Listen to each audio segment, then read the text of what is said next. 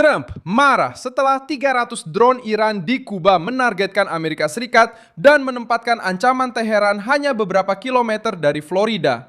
Memperingatkan tentang ancaman keamanan yang semakin meningkat hanya 90 mil dari pantai Amerika.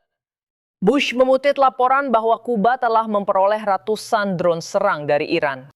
Peringatan berdasarkan intelijen Amerika menunjukkan penggunaan lebih dari 300 drone militer yang diperoleh dari Rusia dan Iran sejak 2023. Dan mulai membahas bagaimana pesawat-pesawat ini bisa digunakan untuk menyerang pangkalan Guantanamo, kapal-kapal militer Amerika, bahkan Key West. Informasi ini semakin kuat setelah Jeb Bush dan anggota Kongres Carlos Gimenez memamerkan drone Iran Shahed 136 di Coral Gables pada tanggal 08 Juli 2026. Untuk menunjukkan bahwa risikonya sudah tidak terbatas hanya di Teluk saja, Havana berjarak sekitar 90 mil dari pantai Florida. Sementara penasihat militer Iran diduga beroperasi di pulau tersebut dan membantu Kuba memahami teknologi yang digunakan Teheran untuk menyerang pangkalan, kapal, dan kota-kota. Trump memperkeras pidatonya pada hari Senin 13 Juli, menuduh Iran melanggar perjanjian dan berjanji akan menghantam rejim tersebut dengan kekuatan. Tapi kami punya kesepakatan rahasia. Itu adalah kesepakatan yang sudah disetujui, tapi mereka melanggarnya. Mereka selalu melanggar. Kita sudah punya 10 kesepakatan dengan orang-orang ini. Jadi kita akan langsung menyerang mereka dengan kekuatan. Dan kita akan menjaga selat itu dan mungkin kita akan mengelolanya. Peringatan itu muncul tepat ketika rudal dan drone Iran mencapai fasilitas Amerika di Kuwait, Bahrain, Oman, dan Yordania. Dan ketika Selat Hormuz kembali menjadi pusat perang. Karibia pun masuk ke dalam peta krisis yang coba dihancurkan oleh Trump sebelum krisis itu mencapai wilayah Amerika. Apa yang ingin dilakukan Kuba dengan armada ini? Mengapa Teheran mendekatkan teknologi militernya ke Florida? Saya akan segera menceritakan semuanya kepada Anda. Jika Anda suka konten yang langsung ke intinya, tanpa basa-basi seperti ini, pertimbangkan untuk berlangganan, karena di sini ada video seperti ini setiap hari.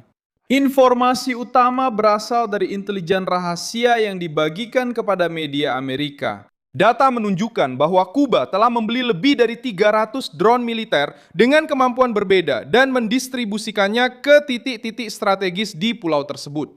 Bush mengacu pada laporan bahwa Kuba telah membeli ratusan drone serang buatan Iran, termasuk drone Shahed 136 yang juga dibuat di Iran. Di sini di Miami, Jeb Bush menyoroti laporan bahwa sekitar 300 drone tersebut saat ini berada di Kuba. Perlu disebutkan bahwa Havana membantah tuduhan tersebut dan News Nation belum memverifikasi secara independen jumlah yang dilaporkan itu. Otoritas Kuba dikabarkan telah membahas skenario penggunaan jika hubungan dengan Washington berkembang menjadi konfrontasi terbuka.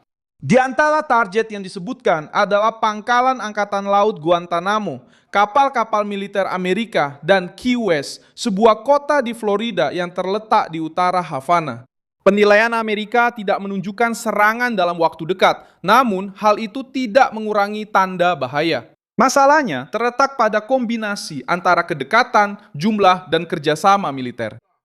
Drone yang diluncurkan dari wilayah Kuba akan menempuh jarak yang jauh lebih pendek ke fasilitas Amerika dibandingkan sistem yang digunakan oleh Iran di Teluk. Pulau itu juga memberikan Teheran sebuah platform politik dan militer di belahan bumi barat, sesuatu yang telah coba dicegah oleh Washington selama beberapa dekade. Kuba mulai menerima drone dari Rusia dan Iran pada tahun 2023.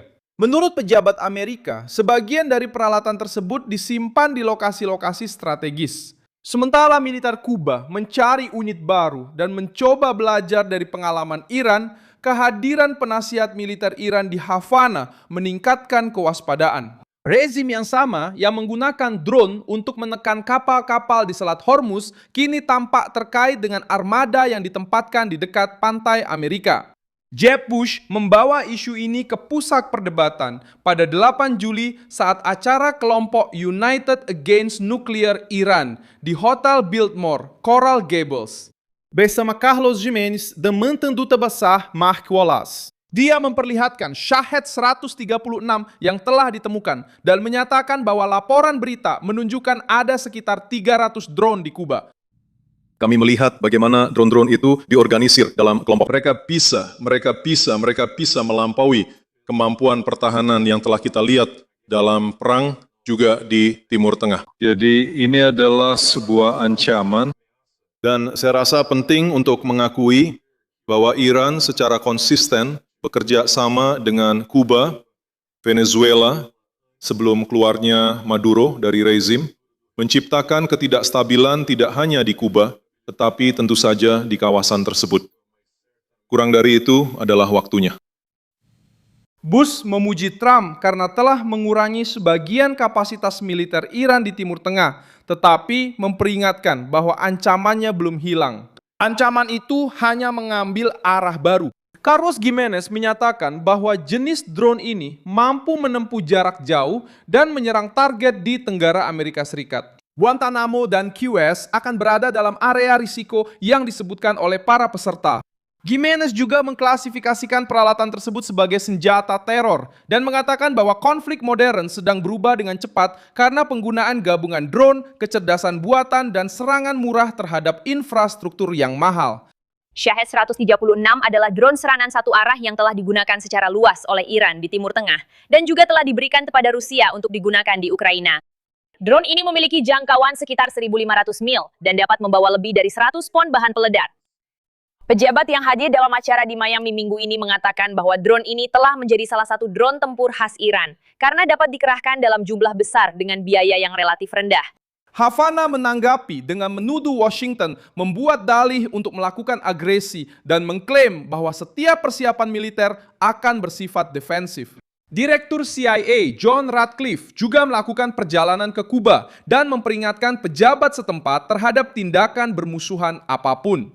Pesan yang disampaikan adalah bahwa pulau tersebut tidak dapat terus digunakan sebagai platform bagi musuh-musuh Amerika Serikat.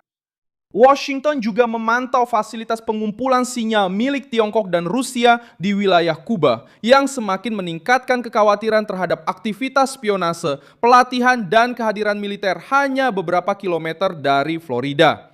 Trump menanggapi kemajuan Iran di front line pada hari Senin ini. Dalam sebuah wawancara, dia menyatakan bahwa sebenarnya sudah ada kesepakatan yang hampir selesai dengan Teheran, tetapi rejim tersebut melanggarnya. Presiden mengatakan bahwa orang-orang Iran berulang kali melanggar komitmen dan berjanji akan melakukan serangan keras yang baru. Tapi kami punya kesepakatan rahasia.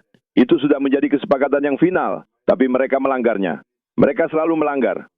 Kita sudah punya 10 kesepakatan dengan orang-orang ini. Jadi apa kita akan langsung menyerang mereka dengan kekuatan? Trump juga menyatakan bahwa Amerika Serikat harus mengambil alih perlindungan Selat Hormuz dan menagih negara-negara kaya yang bergantung pada jalur tersebut untuk membayar layanan keamanan. Kita akan menjadi penjaga selat itu. Mungkin kita bisa menyebutnya malaikat pelindung selat. Kita seharusnya dibayar untuk itu. Ketika kita melakukannya, kita akan mendapatkan penggantian. Karena negara-negara lain itu kaya. Mereka ada di pihak kita, dan kita tidak akan melakukannya secara gratis, seperti yang sudah kita lakukan selama bertahun-tahun. Kita telah melindungi selat itu selama lebih dari 50 tahun, dan kita tidak pernah dibayar. Mereka mendapatkan semua uangnya, dan Amerika Serikat dibiarkan sendirian. Kamu tahu kan? Mereka tidak mau. Itu luar biasa. Ya, kita tidak pernah mendapatkan apa-apa. Kita melindungi itu secara gratis. Dan sekarang kita akan melindungi. Dan kita akan dibayar untuk melindungi. Banyak uang. Tapi kita hanya ingin diganti rugi. Karena telah melakukan semua itu. Karena menempatkan orang-orang kita dalam bahaya. Sebenarnya, kita tidak mempertaruhkan siapapun. Kita sedang menyelamatkan orang-orang. Ingat itu. Pernyataan itu muncul setelah terjadi babak baru saling serang di Teluk. Garda Revolusi menyatakan telah menyerang fasilitas Amerika, menghancurkan radar di Oman, dan menyerang gudang bahan bakar serta amunisi di Yordania. Amerika Serikat membalas dengan menyerang sistem pertahanan udara, radar pesisir, struktur rudal, pusat drone, dan kapal-kapal kecil milik Iran. Ledakan-ledakan tercatat terjadi di Bandar Abbas dan di Pulau Keshen. Teheran berusaha membuktikan bahwa mereka masih bisa memberikan kerugian kepada Amerika Serikat dan negara-negara yang menampung pasukan Amerika. Kuwait menjadi pusat tekanan ini setelah mencegat rudal dan drone serta mencatat serangan terhadap fasilitas yang terkait dengan pertahanan. Iran ingin mengontrol izin, rute, dan kondisi untuk pelayaran. Amerika Serikat menyatakan bahwa Teheran tidak memiliki wewenang untuk menutup wilayah tersebut dan memberikan pengawalan bagi kapal-kapal komersial. meskipun pergerakan kapal telah menurun tajam dalam beberapa waktu terakhir. Rezim Iran percaya bahwa tekanan terhadap perdagangan dunia dapat memaksa Trump untuk menerima konsesi.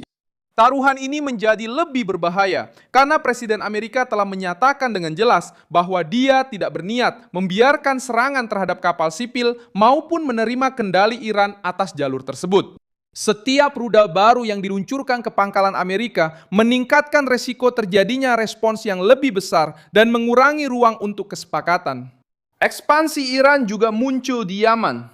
Pemerintah yang diakui secara internasional menyatakan telah menyerang landasan pacu Bandara Sana'a pada 13 Juli untuk mencegah pendaratan pesawat Iran. Pesawat tersebut diduga terkait dengan pengangkutan delegasi Houthi yang kembali dari pemakaman mantan pemimpin Iran. Terima kasih. Kelompok Houthi menuduh Arab Saudi atas serangan tersebut dan berjanji akan membalas. Sementara, pemerintah yang berbasis di Aden mengaku bertanggung jawab atas operasi itu dan menuduh Iran telah melanggar wilayah udara Yaman. Kejadian ini menunjukkan bagaimana Teheran berusaha mempertahankan jalur pengaruhnya meskipun mendapat serangan dari Amerika Serikat. Kuba di Karibia, kelompok Houthi di Yaman, dan pasukan Iran di Teluk membentuk front yang berbeda dari strategi yang sama. Menyebarkan sumber daya militer, menekan sekutu Washington, dan memaksa Amerika Serikat untuk membagi perhatian serta pertahanannya. Gedung Putih harus memutuskan bagaimana menangani armada yang ditempatkan di Kuba tanpa memberi rezim Kuba narasi korban yang telah mereka gunakan selama puluhan tahun.